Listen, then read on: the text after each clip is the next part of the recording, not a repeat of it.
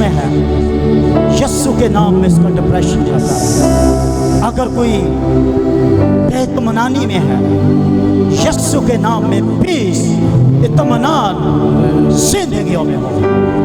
Jesus. آج کے کلام کا جو عنوان ہے وہ ہے روحانی جنگ. کیا ہے؟ بڑے دھیان سے آج چرچ کلام سنے, اور آج میرے اس پیغام کو دنیا میں کسی جگہ پر بھی آپ سن رہے ہیں, دیکھ رہے ہیں اس ویڈیو کو. خدا آپ کی زندگی کے اندر بڑے کام کر سکتا ہے جب آپ یہ جان جائیں گے کہ آپ کی زندگی کس میں مضبوط ہوتی ہے, کیسے آپ زوراور ہو سکتے ہیں. سو آئیں ایک ایسی جنگ کے بارے میں آج ہم سیکھیں گے جو حقیقی جنگ ہے, اور ہم ایک ایسی چرچ ایماندار, مسیحی ایماندار ایک ایسی جنگ میں شامل ہے, ایسی جنگ کا سامنا کر رہے ہیں جس کو کہا جاتا ہے بائبل کے اندر جنگوں کی ماں. کبھی آپ نے سنا ہوگا کہ اس فلاں ملک کے پاس بڑا ہیوی ایٹم ہے, بڑا ہیوی جہاز جنگی ہے. جنگوں کی ماں, بمبوں کی ماں. بہت سارے آج لاکھوں مسیح لوگ نہیں جانتے کہ ہم ایک ایسی جنگ میں ہیں جو ہر روز جس کے اثرات ہماری زندگیوں میں, ہمارے گھروں میں, ہماری دنیا میں دیکھے جاتے ہیں, لیکن بہت دفعہ ہمیں علم نہیں ہوتا کہ یہ کون سی جنگ ہے. آئیں ہم آگے دیکھیں حوالہ, پھر آگے بڑھیں گے. افسیوں 6 باب اور اس کی 10 آیت. تعریف ہو, تیرا شکر ہو. غرض خداوند میں اور اس کی قدرت کے زور میں مضبوط بنو. غرض خداوند میں اور اس کی قدرت کے زور میں مضبوط بنو. خدا کے سب ہتھیار باندھ لو, خدا کے سب ہتھیار, تاکہ تم ابلیس کے منصوبوں کے مقابلہ میں قائم رہ سکو. کیونکہ ہمیں خون اور گوشت سے کشتی نہیں کرنا, یعنی جنگ نہیں کرنا, بلکہ حکومت والوں اور اختیار والوں اور اس دنیا کی تاریکی کے حاکموں اور شرارت کی ان روحانی فوجوں سے جو آسمانی مقاموں میں ہے. اس واسطے تم خدا کے سب باندھ لو تاکہ برے دن میں مقابلہ کر سکو اور سب کاموں کو انجام دے کر قائم رہ سکو. 14 آیت. پس سچائی سے اپنی کمر کس کر اور راست بازی کا بختر لگا کر اور پاؤں میں صلح کی خوشخبری کی تیاری کے جوتے پہن کر اور ان سب کے ساتھ ایمان کی سیپر لگا کر قائم رہو, جس سے تم اس شریر کے سب جلتے ہوئے تیروں کو بجا سکو, اور نجات کا خود اور روح کی تلوار جو خدا کا کلام ہے لے لو. اور ہر وقت اور ہر طرح سے روح میں دعا اور منت کرتے رہو, اور اسی غرض سے جاگتے رہو کہ سب مقدسوں کے واسطے بلا ناغہ دعا کرو. آمین. یہاں 14 آیت کے اندر 6 چیزوں کا ذکر ہے جو خدا کے ہتھیار ہیں, لیکن 7واں ہتھیار بھی یہاں دعا کا ذکر ہے. دعا بیان کی گئی ہے کہ کیسے ہم ابلیس کے ساتھ جنگ کر سکتے ہیں. سو بڑے غور سے آج کے واعظ کا جو موضوع ہے وہ روحانی جنگ ہے. کلیسیا اس بات کو یاد رکھے کہ میں اور آپ حقیقی جنگ میں مصروف ہیں. کس جنگ میں؟ حقیقی جنگ. جب آپ جنگ کا نام سوچتے ہیں تو اس بات کو ذہن میں رکھیں ہمیشہ کہ آج دنیا کے اندر جن ملکوں میں جنگیں لڑی جا رہی ہے فزیکلی, بظاہری, یہ ان جنگوں سے کہیں زیادہ بری اور خوفناک جنگ ہے جس کے اندر چرچ مصروف ہے. اور مسیحی ایماندار کے ساتھ یہ جنگ اس وقت شروع ہو جاتی ہے جب وہ توبہ کرتا ہے اور پانی کا بپتسمہ لے لیتا ہے اور خدا کا سچا پیروکار بن جاتا ہے. تب سے ابلیس اس بات سے پریشان ہوتا ہے اور اس بات کی فکر کرتا ہے کہ کیسے اس روح کو، اس زندگی کو آسمان سے جانے سے پہلے میں زخمی کروں اور ختم کروں اور ہر روز اس کو ہراساں کروں۔ اس لیے اس بات کو ذہن میں رکھیں، مقدسوں کی، ایمانداروں کی، چرچ کی حقیقی جنگ ہے جس میں ہم مصروف ہیں، اور بائبل واضح طور پر بیان کرتی ہے۔ اس خط کے اندر، افسیوں کے اندر پالوس واضح بیان کر رہا ہے، جو خدا نے اس کو مکاشفہ دیا، جو کچھ روحانی عالم میں اس نے دیکھا کہ ابلیس کے ساتھ چرچ کی جنگ ہے۔ کیا ہے؟ جنگ ہے۔ اور پھر ہتھیاروں کا ذکر ہے کہ کیسے خدا چرچ کو ہتھیار دیتا ہے۔ یہاں ایک پکچر ہے، آپ نے دیکھا ہے، جو 6 چیزوں کا ذکر ہے، لیکن 7ویں پریئر میں نے کہا ہے، دعا ہے کہ کیسے آپ نے اس کا مقابلہ کرنا ہے ابلیس کا۔ ہمارا جو مخالف ہے وہ حقیقی مخالف ہے جس کا ہم سامنا کرتے ہیں۔ کائنات کے اندر جو تناسب ہے، ہم جانتے ہیں کہ ہم ایک حقیقی مخالفت کا سامنا کر رہے ہیں، کیونکہ یہ دنیا اس تنازع کے خونی دردناک نشانات کو برداشت کرتی ہے۔ قوموں کے درمیان جنگ، بکھری ہوئی زندگیاں، ٹوٹے ہوئے گھر، خودکشیاں، عظمت دری، بدسلوکی اور ہر قسم کی اس دنیا کے اندر جو بے حیائی ہے، یہ ابلیس کی جنگ کا، اس کی شرارت کا نتیجہ ہے۔ آج دنیا کے اندر ٹوٹے ہوئے گھر، جس طرح ہم جنگوں کے اندر دیکھتے ہیں، جب بم باری ہوتی ہے تو شہر ڈیمولش ہوتے ہیں۔ آج بظاہری شاید گھر، بلڈنگیں نہ تباہ ہو رہی ہوں، لیکن زندگیوں کے اندر، گھروں کے اندر جو کچھ ہو رہا ہے وہ ابلیس کے ٹیکس کا نتیجہ ہے۔ جب بیماریاں، پریشانیاں، ہر طرح کا گناہ زندگیوں میں ہوتا ہے تو یہ ابلیس کے ٹیکس ہیں اور ابلیس کے یہ حملے ہیں۔ اس لیے جو ہم نے افسیوں کے اندر پڑھا ہے کہ خدا کیسے ہمیں بتاتا ہے، خدا ہمیں بتاتا ہے کہ جو لوگ یسوع مسیح کو قبول کرتے ہیں وہ اس جنگ میں ہے جس میں میں اور آپ مصروف ہیں۔ اس لیے افسیوں کی کلیسیا کو بتایا کہ خبردار، خدا کے سب ہتھیار باندھ لو، خداوند میں اور اس کی قدرت کے زور میں مضبوط بنو۔ کیا کرو؟ 2 کام مجھے اور آپ کو کرنے ہیں ہمیشہ۔ نمبر 1، خداوند کی قدرت کے زور میں مضبوط بننا ہے، کیونکہ اگر ہم مضبوط نہیں بنیں گے خدا کی قدرت میں تو کیسے ہم جنگ لڑیں گے؟ کیسے آپ دشمن کے سامنے جا سکتے ہیں؟ آج اس دنیا کے اندر، جس کو ماڈرن ایج کہتے ہیں، اسلحے کی دور میں ہر ملک جدید سے جدید اسلحہ تیار کر رہا ہے، تاکہ کسی نہ کسی طرح جب کسی دشمن کا سامنا ان کا ہو تو وہ اپنے دشمن کا مقابلہ کر سکیں۔ اسی طرح جو میرے پاس قوت ہے، جو آپ کے پاس قوت ہونی چاہیے، وہ فقط خدا کی قدرت ہونی چاہیے، آمین، اور اس کے ہتھیار ہونے چاہیے۔ کوئی بھی دنیا کے اندر فوج، کوئی بھی فوجی بغیر اسلحے کے، بغیر ہتھیاروں کے سامنے نہیں جا سکتا۔ چرچ بغیر ہتھیاروں کے ابلیس کے ساتھ اس جنگ میں کھڑا نہیں ہو سکتا۔ اور بتایا گیا کہ اس کے ہتھیار کیا ہے، 14ویں آیت کے اندر بتایا گیا کہ اس کے ہتھیار کیا ہے۔ جاننا ہے کہ کیسے میں اور آپ اس جنگ کے اندر مصروف ہیں۔ لیکن یاد رکھیں، جس جنگ میں میں اور آپ مصروف ہیں وہ میری اور آپ کی جنگ نہیں، وہ خدا کی ہے، آمین۔ وہ کس کی ہے؟ وہ چرچ کے خلاف ہے اور وہ خدا کے خلاف ہے، اور یہ جنگ خدا خود لڑتا ہے، آمین۔ یہ جنگ میں اور آپ نہیں لڑ سکتے، لیکن فقط مجھے اور آپ کو اس کے ساتھ وفادار ہونا ہے، اس کے ساتھ چلنا ہے، تاکہ اس جنگ کے اندر ہم فتح حاصل کر لیں۔ یہ جنگ میری اور آپ کی نہیں بلکہ خدا کی ہے۔ جس طرح خدا نے کہا چپ چاپ کھڑے رہو، خدا کی قدرت کے کام دیکھو، اس کی نجات کے۔ یہ جنگ خداوند کی ہے، آگے بڑھیں اور خداوند کی حضوری میں ہمیشہ اس کے ساتھ چلتے رہیں، آمین۔ یہ جنگ کس کی ہے؟ خدا کی ہے۔ جب ہم یہ دیکھیں گے تب ہی ہم فتح حاصل کریں گے اس روحانی جنگ میں کہ یہ تو خدا کی جنگ ہے۔ یہ کس کی جنگ ہے؟ لیکن وہ شخص، وہ گھرانہ کیسا ہوگا جو خدا سے دور ہوگا؟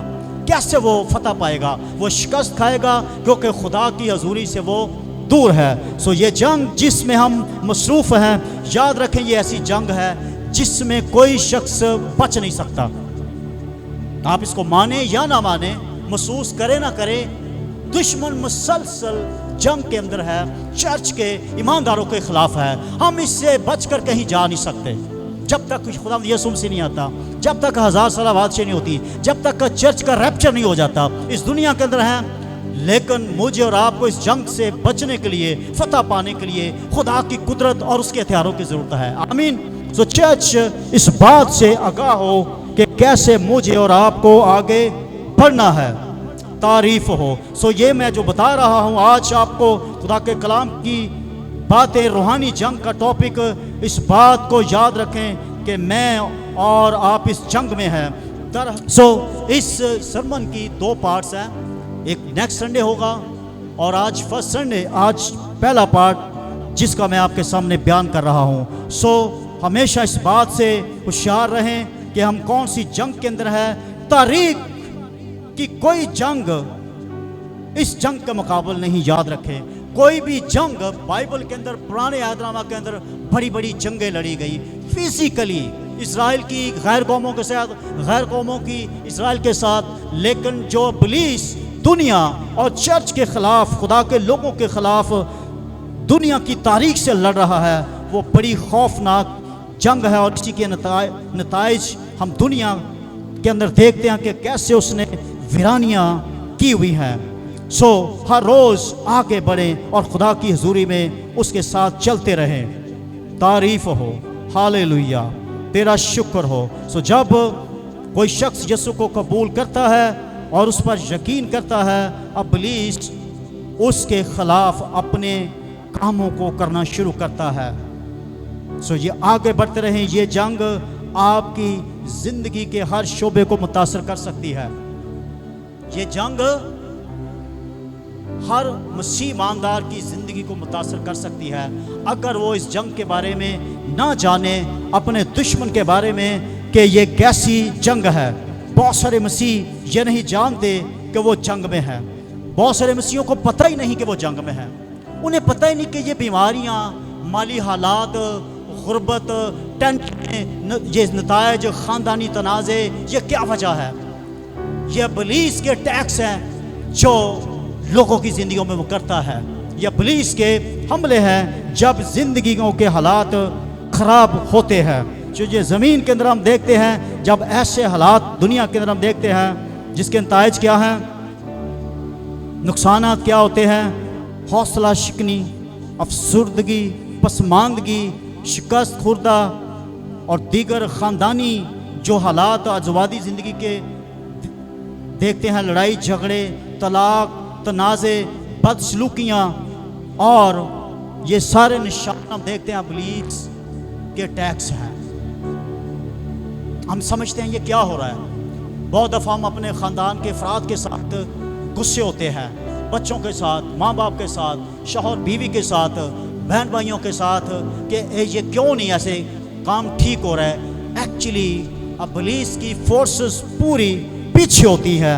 इब्लीस वार कर रहा होता है, जंग कर रहा होता है, जिसकी वजह से वो चीज़ें कंट्रोल नहीं हो रही होती। इसलिए चूँकि हम जंग में हैं और यहाँ जो ज़मीन पर जंगें लड़ी जाती हैं उसके नताइज हम देखते हैं कैसे होते हैं। और इस बात को ज़हन में रखना है, जिस तरह टॉपिक है रूहानी जंग है, ये ऐसी जंग है दुश्मन की, इब्लीस की। ये दुश्मन आपको नज़र नहीं आ रहा और नहीं आएगा क्योंकि ये रूहानी जंग है। वो जंग कितनी मुश्किल होगी जब आपका पावरफुल दुश्मन आपके सामने हो और आप कमज़ोर हो और आप उसका कभी मुकाबला ना कर सकें। वो जंग कैसी होगी कि दुश्मन आपको नज़र ही नहीं आ रहा और वो आपके ऊपर टैक्स कर रहा है।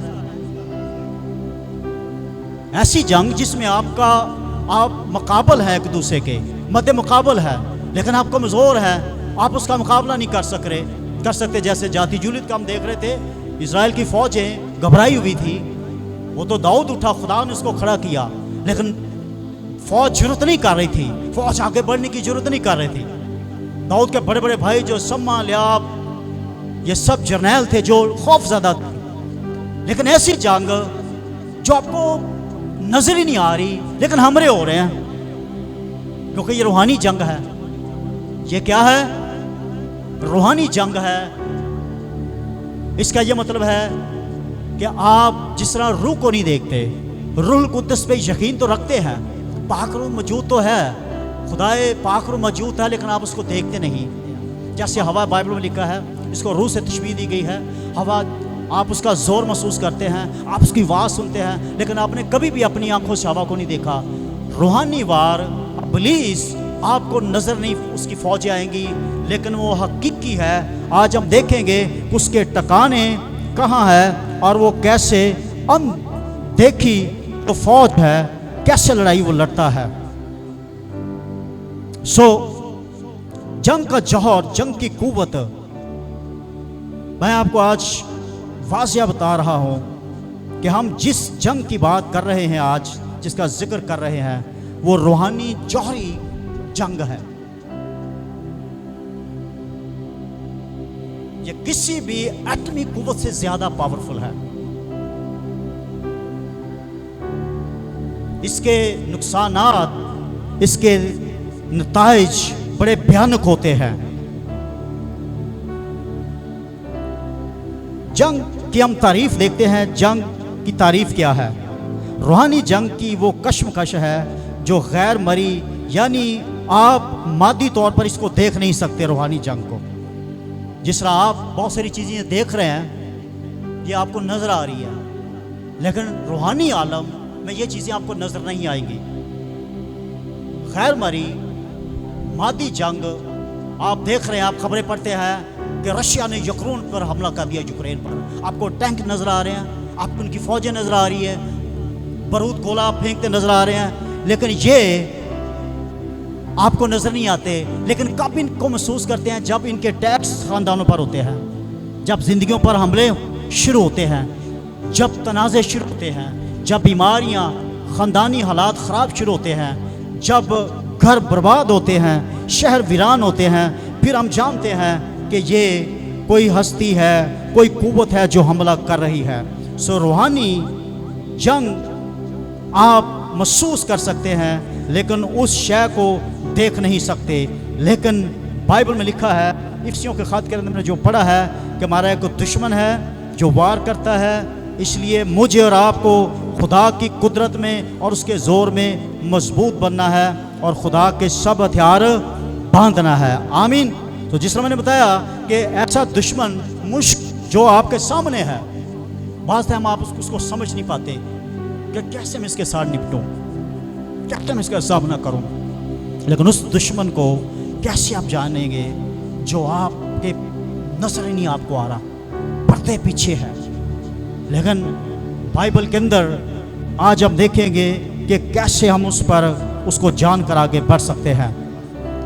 چھٹے باب کے اندر ہم نے دیکھا کہ کیسے ابلیس کی قوتیں کام کرتی ہیں اور کیسے ہم اس کے حملے روک سکتے ہیں۔ آمین۔ نمبر 1، سچائی کا آپ نے اپنی کمر کے جو باندھنی ہے، کمر بند وہ سچائی ہے۔ اگر آپ کی زندگی کے اندر سچائی نہیں، سچائی یسوع مسیح ہے۔ یسوع مسیح نے یوحنا 14:6 کے اندر فرمایا، راہ، حق اور زندگی میں ہوں۔ راہ، حق یعنی سچائی میں ہوں، زندگی میں ہوں۔ اگر آپ کی زندگی کے اندر 100% یسوع مسیح نہیں ہے، اس کی محبت نہیں ہے، تو پھر ابلیس کو پتہ ہے یہ بندہ خالی ہے، یہ بندہ اس سے پیار چرچ ضرور رکھتا ہے لیکن باقی مسئلوں میں کمزور ہے۔ اس لیے ابلیس ایسے نگاہ لگا کے بیٹھا ہوتا ہے۔ کبھی آپ نے جغرافی میں دیکھا ہے شیر افریقہ کے جنگلوں میں کیسے دیکھ رہے ہوتے ہیں کسی کمزور جانور کو پکڑے، کوئی بھینس، کوئی ہرنی، کوئی اور پھر جا کے پھر اچانک اس پر کیا کرتے ہیں، اس کو شکنجے میں لے لیتے ہیں۔ ابلیس دیکھ رہا ہوتا ہے کہ کون سا شخص دعا میں کمزور ہے، کون بائبل پڑھنے میں کمزور ہے، کون ایمان میں کمزور ہے، کون محبت میں کمزور ہے، کس کے اندر حسد ہے، اس کے اندر اور حسد بھر کے اس کی زندگی کو برباد کیا جائے۔ اس کے ہتھیار باندھے، سچائی نمبر 1۔ نمبر 2، راست بازی ہے۔ جب کوئی خدا اپنی زندگی خدا کو دیتا ہے، نجات لیتا ہے، خدا اپنی راست بازی اس کو دے دیتا ہے، ابلیس پھر آگے آنے کی جرات نہیں کرتا، کیونکہ بائبل میں لکھا ہے سب نے گناہ کیا اور خدا کے جلال سے لکھا ہے ایک بھی راست باز نہیں خدا کی نظر میں، کیونکہ آدم کی وجہ سے تمام دنیا گناہ میں گر گئی۔ اب خدا دنیا کو چاہتا ہے کہ دنیا راست باز بنے. راست باز کا مطلب ہے جس میں کوئی گناہ نہ ہو. اور وہ جب کوئی یسوع مسیح میں آتا ہے, زندگی اپنی دیتا ہے, توبہ کرتا ہے, خدا اپنا لباس, اپنے بیٹے کی لباس راست بازی کو اس کو دے دیتا ہے. پھر خدا اپنی نظر سے اس کو راست باز دیکھتا ہے. اور ابلیس اگر کہیں حملہ کرتا بھی ہے تو خدا کہتا ہے پیچھے ہٹ جا, میں نے اس کے لیے اپنی جان قربان کی. آمین. باپ کہتا ہے میرا بیٹا اس زمین پر آیا اور اس نے اپنی جان قربان کی. تیسرا ہتھیار کیا ہے؟ صلح کی خوشخبری کے جوتے. یہ گوسپل ہے, انجیل کے اوپر جس کا ایمان ہوتا ہے کہ یہ خدا کا کلام ہے, اس کی زندگی کے اندر صلح ہوتی ہے. اور پولیس کے خلاف یہ سب سے بڑا ہتھیار ہم استعمال کر سکتے ہیں جب ہماری زندگی کے اندر خوشخبری ہوتی ہے, انجیل پر ہمارا ایمان ہوتا ہے, انجیل کی گواہی دینے والے ہوتے ہیں. چوتھا ایمان, اور ان سب کے ساتھ ایمان کی سیپ پر لگا کر ایمان سے ہم غالب آ سکتے ہیں. لکھا بغیر ایمان کے اس کو پسند آنا ناممکن ہے. میرا ایمان ہے کہ اس کے مرنے اور جی اٹھنے سے ہم نجات پاتے ہیں. جب میرا ایمان ہے اب پولیس کا مجھ پر کوئی اختیار نہیں. آمین. وہ میرے ساتھ ہے. ایمان میں آگے بڑھیں, ایمان میں مضبوط ہو, کیونکہ لکھا بغیر ایمان کے اس کو پسند آنا ناممکن ہے. ایمان بہت بڑی قوت ہے جس سے آپ استعمال کر اس کے ہتھیاروں کو, ابلیس کی قوتوں کو, اس کے واروں کو آپ کینسل کر سکتے ہیں. آمین. ہاللیلویہ. نجات 17ویں آیت کا خود اور روح کی تلوار جو خدا کا کلام ہے لے لو. کہتے ہیں وہ بندہ نجات یافتہ ہے یار, اس نے توبہ کی بھی ہے, وہ خدا کے ساتھ چلتا ہے. کیسے ابلیس جرأت کرے گا؟ لیکن ایسا نہیں کہ وہ بندہ ظاہری نظر آتا ہے مسیح ہے لیکن گناہ میں زندگی ہے, پھر ابلیس کا مقابلہ نہیں کر سکے گا, پھر اس کے واروں سے نہیں بچ سکے گا. ایماندار جج کو بیدار ہونا ہے. 18ویں آیت, اور ہر وقت اور ہر طرح سے روح میں دعا اور منت کرتے رہو. آمین. یہ آپ کے ہتھیار ہے جو آپ نے لینے ہیں اور آگے بڑھتے رہنا ہے. پریئر فل آپ کی زندگی ہو, دعائیا زندگی ہو جس میں آپ آگے بڑھتے رہیں. آمین. ہاللیلویہ. شک نہیں کرنا. جو کوئی شک کرتا ہے کہ کیا میں اس جنگ میں جیت سکتا ہوں, وہ شکست خوردہ ہوگا اور وہ اس جنگ میں نہیں مقابلہ کر سکتا, نہیں جیت سکتا. مجھے اور آپ کو آگے بڑھنا ہے تاکہ ہم اس کے اندر آگے موو ہو سکے. بہت دفعہ ہم بڑی کوشش کرتے ہیں کہ فلاں شخص ٹھیک نہیں ہو رہا, فلاں شخص کی عادتیں ٹھیک نہیں ہو رہی, وہ بندہ وہ فیملی ٹھیک نہیں ہو رہی. ایکچولی ابلیس کی جنگ میں ہے. ابلیس مسلسل ایسے لوگوں پر جنگ مسلط کر رہا ہے, انہیں پتہ ہی نہیں کہ ہم ابلیس کے ہاتھ سے یہ سب کچھ لے رہے ہیں. ابلیس کے اٹیکس ہوتے ہیں ایسے لوگوں پر جو مسلسل درستی کی طرف نہیں ہوتے. اس لیے مقدسوں کو اس بات کو جاننا ہے, اپنے آپ کو درست کرنا ہے تاکہ وہ ابلیس کے حملوں سے بچ سکیں. آمین. ابلیس 4 طرح کے نقصانات, 4 لیول پہ 4 نمبرز استعمال کر سکتا ہے اس روحانی جنگ میں. روحانی جنگ کا ایک بنیادی اصول ہے, جس طرح میں نے بتایا کہ یہ جنگ آپ کہیں گے کہ کہاں لڑی جا رہی ہے, یہ تو میں نظر ہی نہیں آ رہی. بائبل میں لکھا ہے بھائی صاحب, یہ ٹاپک بائبل میں واضح لکھا ہے کہ ہماری جنگ ہے دشمن کے ساتھ. دنیا کے اندر بہت ساری چیزیں سائنسی لحاظ سے آپ دیکھتے ہیں یہ نظر آ رہی ہیں, لیکن کچھ چیزیں سائنسدان خوردبین سے دیکھتے ہیں. کہا جاتا ہے کہ دہی میں بہت سارے جراثیم ہوتے ہیں لیکن آپ کو وہ نظر نہیں آتے, لیکن اگر آپ خوردبین دیکھیں تو آپ کو فوراً نظر آئیں گے. اسی طرح کسی چیز کے اوپر بھی, ایون کہ ہاتھ کے اوپر کہا جاتا ہے کہ اس قدر اگر آپ نے ہاتھ اچھی طرح نہیں دھوئے تو آپ کو بڑے جرمز نظر آئیں گے, لیکن ابھی بھی آپ کو کچھ بھی نہیں اپنے ہاتھ میں دیکھیں. لیکن اگر آپ خوردبین آپ اس کے اوپر رکھ دیں, اس سے آپ دیکھیں تو آپ کو بڑے واضح نظر آئیں گے. آپ روح میں ان چیزوں کو پہچان سکتے ہیں کہ آپ کس عالم میں ہیں, آپ روحانی جنگ میں ہیں. تب آپ محسوس کر سکتے ہیں جب آپ خداوند میں آگے بڑھتے ہیں. ہوشیار رہیں, خبردار رہیں کہ یہ کیسی ایک جنگ ہے جس کو آپ نے لڑنا ہے جب تک خداوند نہیں آتا. لیکن یہ جنگ खुदावंद की है वो हमारी मदद करता है। आमीन। वो हमारी क्या करता है? मदद करता है और हमें हर तरह की फतह देता है। प्रेज गॉड, हालेलुया, तेरा शुक्र हो। सो जिंदगी के 4 शोबे इस जंग पर असरअंदाज हो सकते हैं जो रूहानी जंग है। इब्लीस की फौजें, उसकी कुव्वतें 4 जिंदगी के शोबों पर असरअंदाज हो सकती हैं। नंबर 1, ये जंग आपकी जिंदगी को मुतासर कर सकती है। नंबर 1, ये जंग आपकी पर्सनल जिंदगी को सबसे पहले मुतासर कर सकती है। अगर आप उसके जोर में मजबूत नहीं, उसकी कुदरत के जोर में आगे नहीं बढ़ रहे, या आपने उसके हथियारों को अपनी ज़िंदगी में नहीं लिया होगा, जो हमने इफिसियों 6 बाब के अंदर भी पढ़ा है। सो मुकद्दसों की ज़िंदगी, ज़ाती ज़िंदगी में रूहानी जंग के बहुत दफ़ा ज़ख्म लगे होते हैं। इनफरादी तौर पर आपकी ज़ाती ज़िंदगी को ये जंग मुतासर कर सकती है। परेशानियाँ, नाकामियाँ, दुआ से दूर, बाइबल से दूर, घर के हालात, ज़िंदगी के अंदर टेंशनें, परेशानियाँ, ये सब उसके टैक्स हैं, उसके हमले हैं जो आपकी नंबर 1 ज़ाती ज़िंदगी को मुतासर कर सकती है। इसलिए आप अपने जज्बात को कंट्रोल में रखें। और ये सबसे पहला हथियार इब्लीस आपके ऊपर टैक्स गुस्से का करेगा। आपने बहुत दफ़ा लोग देखे हैं, कहते यार ध्यान से जरा मेरा दिमाग ना ख़राब कर दी। अब उन्हें ये पता ही नहीं कि हम अपने आप को खुद इब्लीस के हाथ में दे रहे हैं। हम ऐसी जंग खुद अपने आप मुसल्लत कर रहे हैं जिसमें शिकस्त है। कंट्रोल रखें। इब्लीस सबसे पहले किसी भी शख्स को मुकम्मल तबाह करने से पहले उसकी ज़िंदगी के अंदर गुस्सा डालेगा, उसके अंदर बर्दाश्त नहीं होगी। यीशु मसीह के ताल्लुक से लिखा, उसके मुंह से छल ना निकला। पतरस के ख़त के अंदर लिखा, उसने इस कदर बर्दाश्त की अपने मुखालफों के सामने कि ज़ाहिर लगता था ये बंदा हार चुका है, लेकिन वो फतह मंद था।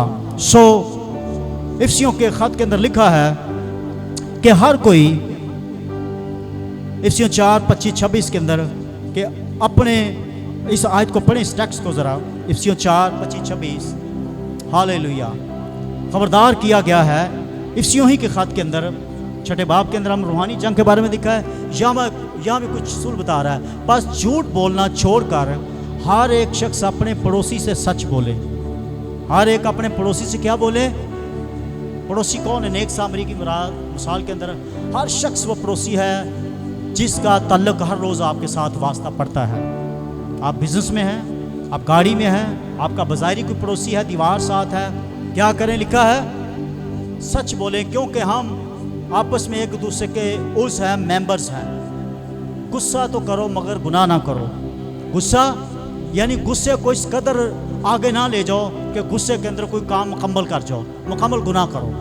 अगर आपको कोई चीज़ अच्छी नहीं लग रही, आप गुस्सा कर सकते हैं, लेकिन ये नहीं मतलब कि आप वहाँ कोई चीज़ मार के पत्थर मार दें और वो चीज़ तोड़ दें, या आप किसी का नुकसान कर दें, किसी का सर फाड़ दें। गुस्सा तो करो मगर क्या लिखा है, यानी बिल्कुल एंड पे, एज पे ना जाए, सूरज के डूबने तक तुम्हारी खफगी ना रहे। सो यहाँ आपकी ज़िंदगी को ये जंग मुतासर कर सकती है। इसलिए मेहरबानी गुस्से पर काबू अगर लेंगे पाएंगे तो ठीक है, वरना जब हम नाकाम होंगे गुस्से पर काबू पाने में तो क्या होगा? शैतान उस शख्स को उसकी ज़ाती ज़िंदगी में कदम जमाने का उसको मौका मिलेगा कि ये बंदा अच्छा है, मैं इसको इस्तेमाल कर सकता हूँ। ये बंदा ये किसी के ऊपर अटैक भी कर सकता है, इसको मैं किसी काम के लिए भी इस्तेमाल करूँगा। इसलिए कंट्रोल करें कि जब कोई बात ऐसी होती है तो फ़ौरन किसी का कहना ना माने। आपने देखा बहुत सारे माँ बाप बच्चों की बात बड़ा मान लेते हैं और वो कहते हैं हाँ मेरे बच्चों के साथ ऐसा हुआ है। उन्हें यह नहीं पता कि अब पुलिस हमारे ऊपर टैक्स कर रहा है, हमला कर रहा है कि हम इन बातों पे बिलीव ना करें। सो कंट्रोल, वरना ऐसे शख्स की ज़िंदगी को मुकम्मल इब्लीस क्या करेगा? कंट्रोल करेगा। सो नंबर 1, इब्लीस आपकी ज़िंदगी को ज़ाती कंट्रोल करके आपको इस जंग के अंदर शिकस्त दे सकता है। नंबर 2, ये जंग आपके ख़ानदान को मुतासर कर सकती है। जो जंग जिसमें आप मसरूफ़ है, जो चर्च के ख़िलाफ़ है, खुदा के ख़िलाफ़ है, اصلوں سے، اور چرچ سے اسپیشلی ابلیس کو اس بات کی تکلیف ہے کہ دنیا کا کفارہ دے دیا گیا ہے، دنیا کا کفارہ ہو گیا ہے، آدم اور ہوا کے گناہ کا ازالہ بھی ہو گیا ہے، اب اور پریشان ہو گیا ہے۔ سو چرچ سے ابلیس فلی ہر طرح سے ایکٹیو ہے، وہ اور اس کی فوجیں۔ یہ جنگ ابلیس آپ کے خاندان کو متاثر کر سکتا ہے، یہ جنگ۔ سو بہت سارے مقدسین اپنے خاندانوں میں بھی روحانی جنگ کے اثرات محسوس کرتے ہیں، لیکن ان باتوں کو نہیں سمجھتے کہ یہ کیا کچھ ہو رہا ہے۔ ہم دیکھتے ہیں کہ سب سے پہلے ابلیس نے باغ عدن میں خاندان توڑا۔ کہاں؟ ایسی ہے نا؟ ہاں جی، سب سے پہلے کہاں اس نے خاندان توڑا؟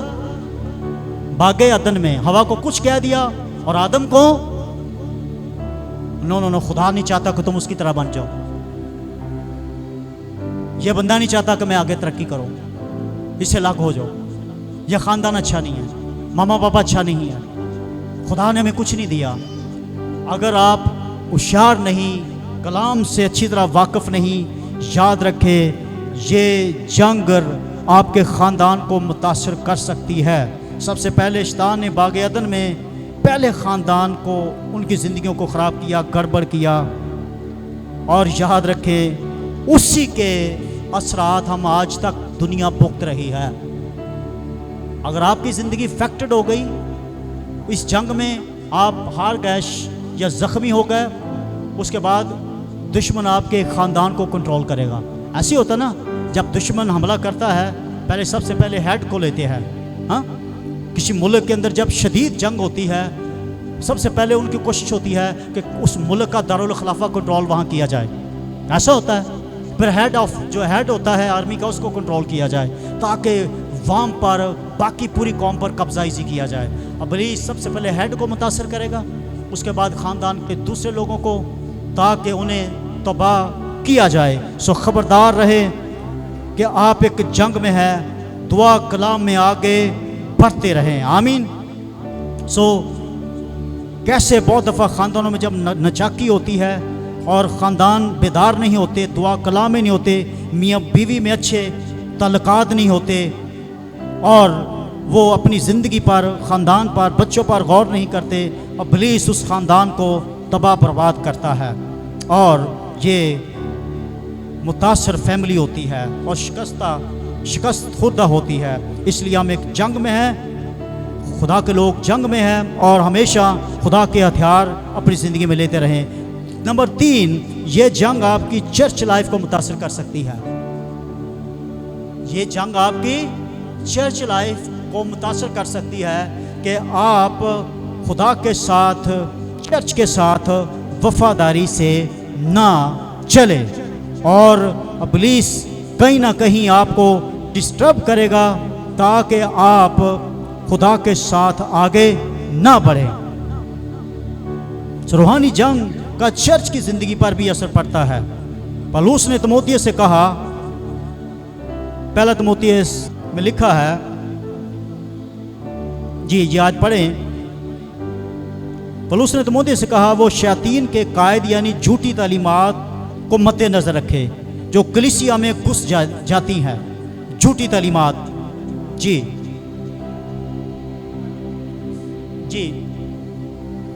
پہلا باب 4 آیت، تعریف ہو۔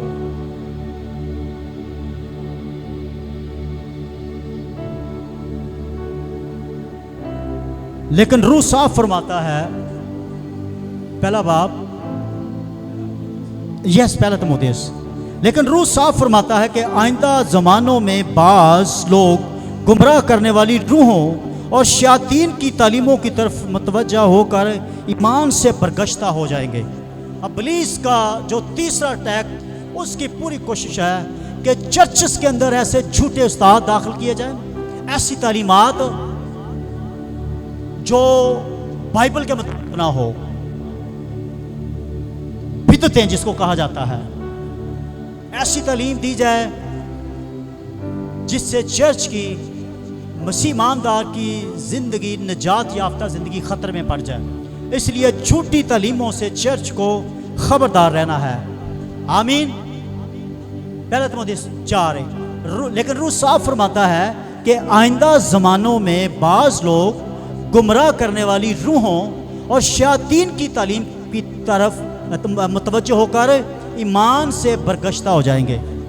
آج بہت سارے لوگ ایسی تعلیمات، غلط بدعتی تعلیمات کہ جب گرفت میں آتے ہیں لوگ خدا سے، ایمان سے پھر جاتے ہیں. اور جب کوئی شخص، کوئی خاندان 100% بائبل کی سچی تعلیم سے دور ہو جاتا ہے، اس خاندان پر ابلیس قابض ہوتا ہے. یاد رکھیں، غلط جس جگہ پہ تعلیم ہوگی، جس جگہ پہ غلط ایمان ہوگا، وہاں ترقی نہیں ہوگی، وہاں لوگ دعا میں نہیں بڑھیں گے، وہاں لوگ محبت میں نہیں بڑھیں گے، وہاں لوگ پاکیزگی میں نہیں بڑھیں گے. ایسے لوگ خدا سے دور ہوں گے، انسانوں سے دور ہوں گے، خاندانوں سے دور ہوں گے، خدا کی محبت سے دور ہوں گے. اس لیے ایسے استادوں سے، ایسے خادموں سے، ایسے چرچ سے خبردار رہیں جو بائبل کی پوری تعلیم دینے میں مصروف نہیں، جو بائبل کی سچی تعلیم دینے میں مصروف نہیں. وہ کوئی بھی آپ کو بائبل کا حوالہ دے سکتے ہیں، لیکن آپ کو پوری بائبل آنی چاہیے کہ یہ بندہ کیا کہہ رہا ہے، یہ جو ہمارے گھر خادم آیا اس کی ٹیچنگ کیا ہے، ورنہ آپ کی زندگی کے لیے، آپ کی فیملی کے لیے خطرہ بن جائے گا. جس طرح اعمال کی کتاب کے اندر ہم دیکھتے ہیں، اعمال 17:11 کے اندر پالوس اور سلاس ایک علاقے کے اندر گئے، بیریا کا علاقہ تھا. تو انہوں نے مکمل اس بات کی تحقیق کی کہ آیا پالوس اور سلاس ہمیں کیسی باتیں سکھا رہے ہیں. یہ حوالہ دیکھیں جی، 17:11 اعمال 17:11. یہ لوگ تسلیقہ کے یہودیوں سے نیک ذات تھے، کیونکہ انہوں نے بڑے شوق سے کلام کو قبول کیا اور روز روز کتاب مقدس میں تحقیق کرتے تھے کہ آیا یہ باتیں اسی طرح ہے. جب ان تک بائبل پہنچی، رسول منادی کر رہے تھے، لیکن چونکہ یہ یہودی تھے، انہوں نے اچھی طرح تحقیق کی کہ کیا یہ بائبل کی باتیں ٹھیک بتا رہے ہیں. جب یسوع کو انہوں نے قبول کیا، بڑے شوق سے کلام سن رہے تھے. جب آپ کے پاس کوئی نوک کرتا ہے کہ میں نے دعا کرنی ہے، میں نے کلام سنانا ہے، اس کی باتوں کو پرکھیں. جب آپ کسی چرچ میں کوئی ایسا پاسٹر آپ کے سامنے آتا ہے، اس کی باتوں کو پرکھیں، کیونکہ لکھا ہے روح صاف فرماتا ہے کہ اخیر زمانے میں کیا ہوگا، شیاطین کی تعلیم لے کر آئیں گے اور بدعتیں ہوں گی، چرچ کو خدا سے دور کریں گے تاکہ وہ نجات تمہیں کمزور ہوں اور خدا کی حضوری میں کمزور ہوں اور جنگ میں ہار جائیں. یہ جنگ جس میں ہم مصروف ہیں، یہ حقیقی جنگ ہے، اور جنگوں کی کیا ہے، ماں ہے. یعنی دنیا کے اندر عظیم جنگ ہے جس کے اندر چرچ مصروف ہے، اور خدا کے خلاف یہ جنگ ہے، خدا کے لوگوں کے خلاف، لیکن یہ جنگ خدا کی ہے. آمین. چوتھا، یہ جنگ ثقافت پر اثر کرتی ہے. کس پر؟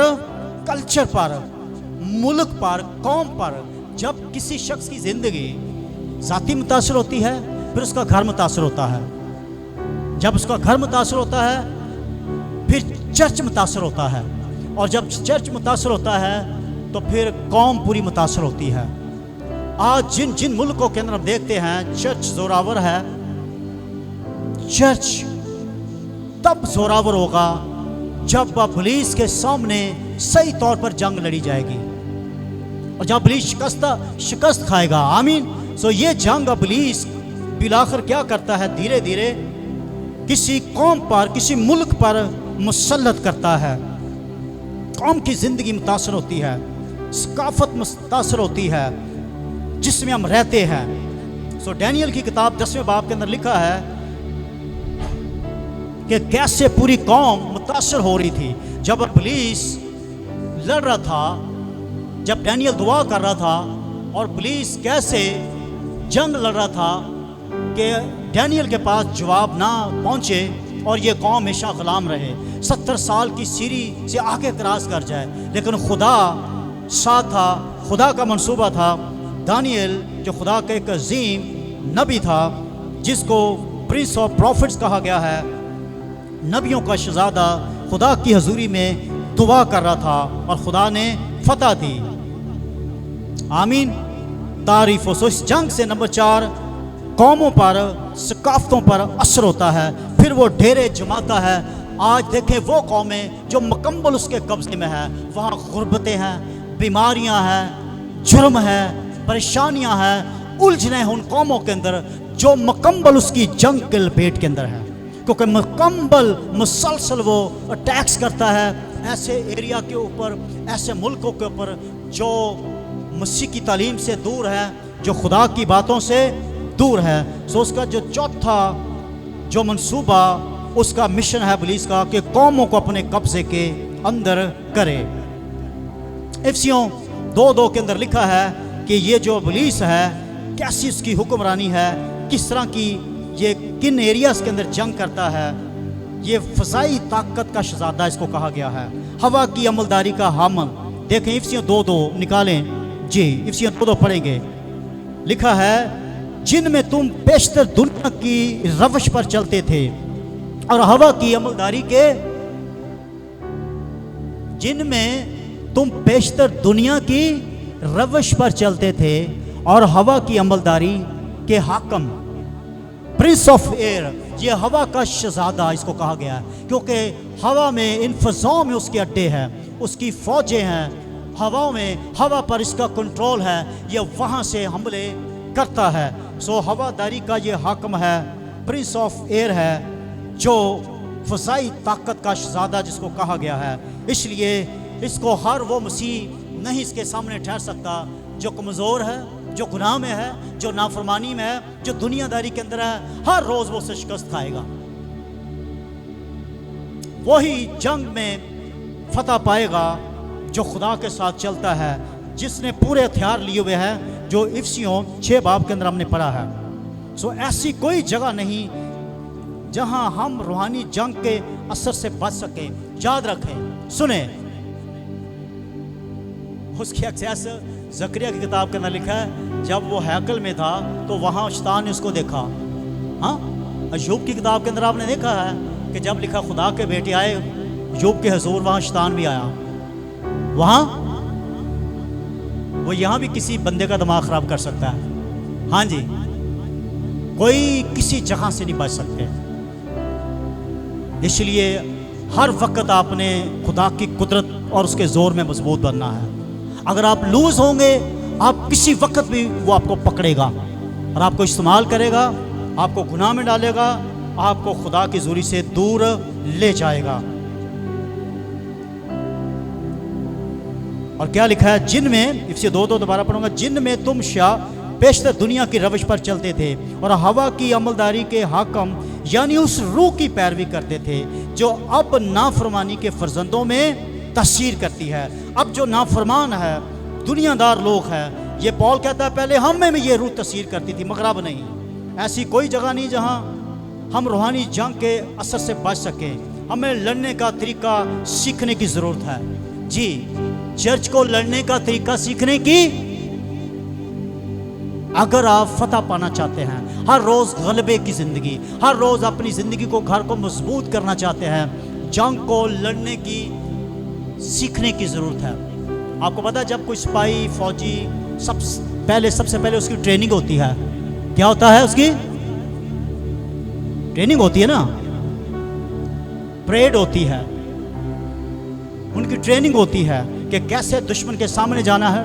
آپ نے دیکھا ہے بحری فوج ہوتی ہے، فضائی فوج ہوتی ہے، پھر خشکی کی، ہاں، سمندری فوج ہوتی ہے۔ سمندری فوج جو فوج ہوتی ہے ان کو الگ ٹریننگ دی جاتی ہے کہ کیسے اگر کوئی دشمن سمندری حملہ کرے تو کیسے پانی کے اندر بھی جا کر آپ مقابلہ کر سکیں۔ فضائی بھی ہوتی ہے، آج کے دور میں فضائی یا پہلے نہیں تھی، لیکن جدید دور کے اندر فضائی ہے کہ دشمن کا اگر جہاز فضاؤں میں ملک کے اندر آ جائے تو کیسے اس کو بمباری کرنے سے پہلے کرانا ہے۔ اگر کوئی فوج دشمن کی بارڈروں کے اندر آ جائے تو کیسے ملک کے اندر آنے سے پہلے آپ نے اس کا مقابلہ کرنا ہے۔ سو چرچ کو ٹریننگ کی ضرورت ہے، طریقہ سیکھنے کی ضرورت ہے۔ آمین۔ روحانی دائرے سے نپٹنے کی ہماری صلاحیت اس بات کا تعین کرے گی کہ آیا ہم جسمانی دائرے میں جیتتے ہیں یا ہارتے ہیں۔ جی، آپ کی ٹریننگ، آپ کی دلچسپی، آپ کی روحانی زندگی، آپ کی زندگی کے طور طریقے یہ بتائیں گے کہ آیا آپ جنگ جیتنا چاہتے ہیں یا ہارنا چاہتے ہیں. لیکن ذہن میں یاد رکھنا، جس طرح میں نے بتایا کہ یہ جنگ ہر روز لڑنی ہے اور یہ حقیقی جنگ ہے. یہ جنگ ابلیس کا اٹیک اٹھنے سے پہلے بھی آپ پر اٹیک ہو سکتا ہے. ہاں، اٹھنے سے پہلے بھی اٹیک ہو سکتا ہے. اس لیے خبردار رہے اور آگے بڑھتے رہے. آمین، آگے بڑھتے رہے. اچھا، ابلیس کا، دشمن کا روحانی فوجوں کا مقام کہاں ہے؟ جس طرح میں نے بتایا پہلے سامنے ہو تو آپ جان جائیں، لیکن چونکہ یہ روحانی جنگ ہے، یہ دشمن آپ کو نظر نہیں آتا. حملے محسوس کریں گے کہ کیا ہو رہا ہے میرے ساتھ، میری زندگی کے اندر کیا ہو رہا ہے، میرے گھر کے اندر پریشانیاں کیوں نہیں جا رہی، میری زندگی کیوں پریشانیوں میں ہے، ٹیکس ہو رہا ہے، ابلیس کے حملے ہو رہے ہیں، لیکن کہاں ہو رہے ہیں آپ کو کوئی نظر نہیں آ رہا. بندہ کہاں ہے؟ چونکہ یہ روحانی جنگ ہے. اس کا مقام کہاں ہے؟ افسیوں 10:12 کے اندر جو ہم نے حوالہ پہلے پڑھا، دوبارہ اس کو پڑھیں. اس کا جو مقام ہے لکھا ہے یہ آسمانی جگہیں ہیں. کہاں ہے؟ آسمانی جگہ ہے. جس جگہ کو آپ فی الحال جسمانی طور پر نہیں دیکھ سکتے، جسمانی طور پر نہیں دیکھ سکتے. جی ہاں، 6:12 تعریف ہو. کیا یہاں لکھا ہے؟ کیونکہ ہمیں خون اور گوشت سے کشتی نہیں کرنا. اچھا، یہ جنگ ایسی ہے، آپ کے سامنے یہ انسان نہیں ہے، ابلیس ہے، اس کے گرائے ہوئے فرشتے ڈیمنز ہیں جن کے ساتھ جنگ ہے. ہم انسانوں کو استعمال کرتا ہے. آپ کے خلاف کسی بندے کو استعمال کر لے گا، آپ کے کسی عزیز کو، کسی دوست کو، آپ کے مخالف کو، لیکن ایکچولی وہ یوز ہو رہا ہوتا ہے. وہ کیا ہو رہا ہوتا ہے؟ استعمال ہو رہا ہوتا ہے. پیچھے مائنڈ کوئی اور ہے، ماسٹر مائنڈ کوئی اور ہے. کہتے ہیں نا پیچھے کو بندہ ہو رہے، پیچھے ابلیس اور اس کی قوتیں تصویریں ہیں. اور کہاں اس کا مقام ہے؟ جی، بلکہ حکومت والوں اور اختیار والوں اور اس دنیا کی تاریکی کے حاکموں، یہ تاریکی کے حاکم ہے، اور شرارت کی ان روحانی فوجوں سے جو آسمانی مقاموں میں ہے. کہاں؟ جی، یہ آسمانی مقاموں میں یہ فوجیں ہیں جو میرے اور آپ کے اوپر ٹیکس کرتی ہے، جو چرچ پر ٹیکس کرتی ہے. آسمانی مقامات 3 طرح کے بائبل میں آسمان ہے، 3 سطحیں ہیں جو بائبل بیان کرتی ہے. پہلا آسمان وہ ماحول ہے جو زمین کو گھیرے ہوئے ہے، جس میں میں اور آپ رہتے ہیں. یہ میرا ہاتھ فضا میں آسمان میں ہے، زمین سے 1 فٹ اوپر آپ فضا ہے، آسمان ہے. پہلا آسمان جس میں دنیا، جو دنیا کو گھیرے ہوئے ہے، جس ماحول میں ہم رہتے ہیں، میں اور آپ رہتے ہیں. دوسرا آسمان وہ ہے جسے ہم عام طور پر بیرونی خلا کہتے ہیں. وہ آسمان جہاں ستارے اور سیارے موجود ہیں. یہ ایک ایسا دائرہ بھی ہے جس میں فرشتے کام کرتے ہیں، کیونکہ بائبل میں فرشتوں کو اکثر ستارے کہا گیا ہے. یوب 37:7. دوسرا آسمان جو ہے، یہ جو آپ کو ستارے نظر آتے ہیں، بادل نظر آ رہے ہیں، یہ دوسرا آسمان ہے. اور اسی جگہ پر ابلیس اور اس کے اڈے ہیں. یاد رکھیں، اسی جگہ پر ابلیس اور اس کے اڈے ہیں، جس جگہ پر وہ ٹیکس کرتا ہے. تیسرا آسمان خدا کا تخت کا کمرہ ہے، تخت گاہ ہے، جہاں ہم عام طور پر لفظ آسمان کے بارے میں سوچتے ہیں. اس آسمان کے بارے میں بائبل سب سے زیادہ کہتی ہے یہ وہ جگہ ہے جس جگہ پر خدا کا تخت ہے. ہم اس مقام کو کیسے دیکھ سکتے ہیں؟ وہ روح سے دیکھا جا سکتا ہے. روح القدس کی معموری میں ہم اس دشمن کو دیکھ سکتے ہیں کہ اس کے فرشتے، وہ ڈیمنز کیسے مقابلہ کرتی ہیں، اور مجھے اور آپ کو آگے بڑھنا ہے، ابلیس کی فورسز کے ساتھ کیسے فائٹ کرنی ہے. افسیوں 6 کے اندر ہم نے وہ سارے ہتھیار لینے ہیں. ایمان کسی پر لینی ہے، روح کی تلوار جو خدا کا کلام ہے وہ لینا ہے، خوشخبری اپنی زندگی میں لینی ہے، سچائی اپنی کمر سے باندھنی ہے. خداوند کی ہم تعریف کرتے ہیں کہ خدا کیسے ہمارے ساتھ ہے. نیکسٹ میسج کے اندر اگلے سننے کے ہم دیکھیں گے کہ بالآخر یہ جو فورسز ہے، یہ قوتیں ہمارا کیا کچھ بگاڑ سکتی ہے، یا ان کے پاس کون کون سے ہتھیار اب موجود ہیں. कैसे वो हमले करते हैं, किन चीज़ों से वो टैक्स करते हैं, या उनके पास कुछ है भी या नहीं है। ये नेक्स्ट संडे हम देखेंगे। आए खड़े हो जाएं, खुदावंद की शुक्रगुजारी करें, कहें खुदावंद तेरा शुक्र हो तेरे हथियारों के लिए, उस निजात के लिए, उस ईमान के लिए जो तूने हमें बख्शी है। हाँ खुदावंद तेरा शुक्र हो, तेरी तारीफ़ और निजात के लिए।